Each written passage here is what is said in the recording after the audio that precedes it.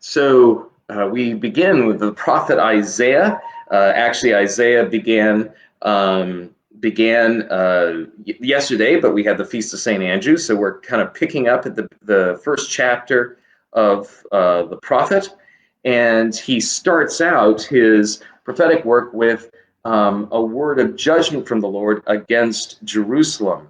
And we can see how the fundamental concern of God that he communicates to the prophets is for the weak and the vulnerable. And God's words are almost completely against those who are in power, your princes and the priests and basically the people who are in charge of their culture, of their society, that they have rebelled against God, despite the fact that they are continuing the temple worship, that they're saying all the right things, doing all the right, going through the right motions, that ultimately that God is going to judge a culture on how the widow and the orphan are treated within it. In other words, how are the weakest and most vulnerable treated within a society? That's how God sees a society.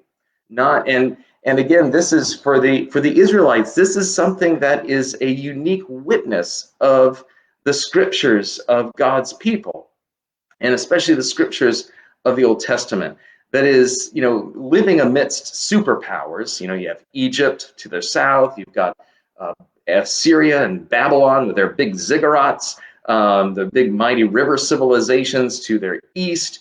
Greece will be developing to their northwest, Rome after that. That the Israelites were a people who, they had a city on a hill, right? They had Jerusalem, and they had a temple there. But ultimately, their witness is that, unlike the peoples that have their ziggurats or their pyramids or the Acropolis of Greece and the Temple of Diana it's the Temple of Athena in Athens, that God doesn't judge a society by the heights to which it can build, right? And that's the story of the Tower of Babel. That God's judgment is not about oh, well done, you managed to build a higher skyscraper, you managed to display this wealth. That the way God sees a society is at the lowest level. That is, in a sense, God enters in, his vision is from the bottom up, not the top down. And juxtaposed with that is that God is the high, the God above all gods, that he is the most high God. And so you would think like, oh, he sees from the top down, he rewards the winners, and those are the people he likes the best. But the paradox of the God of Israel is that although he is most high and is the creator of all things, that he sees his creation from the bottom up.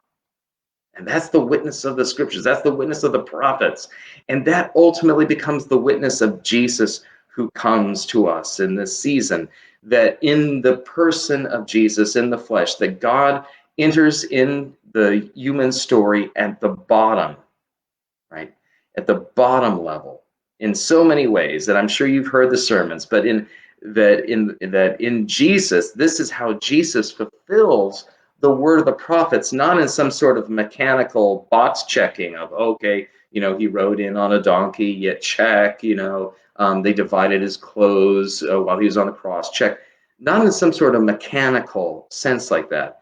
The Gospels give you those sorts of prophecy fulfillment texts in order to help you understand that what Jesus is really doing is fulfilling the deeper witness of the prophets and of the Torah, the deeper witness of a God who comes to the weakest, who seeks to serve the most vulnerable and to love those who are in poverty, those who are broken, to heal that brokenness and to stand in solidarity with them. And that is going to be the rebuilding of society from the ground up. And that is what the church is called to be, that ground up movement of God's people.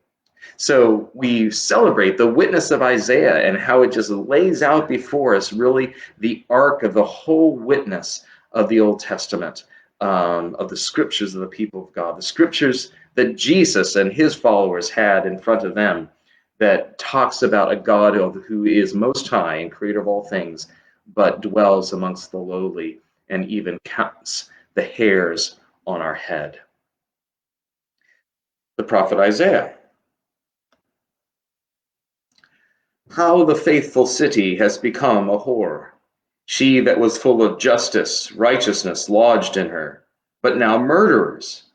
Your silver has become dross, your wine is mixed with water. Your princes are rebels and companions of thieves. Everyone loves a bribe and runs after gifts. They do not defend the orphan, and the widow's cause does not come before them.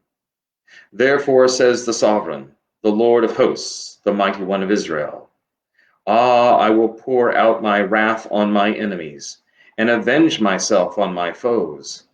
I will turn my hand against you. I will smelt away your dross as with lye, and remove all your alloy. And I will restore your judges as at the first, and your counselors as at the beginning. Afterward you shall be called the city of righteousness, the faithful city. Zion shall be redeemed by justice, and those in her who repent by righteousness.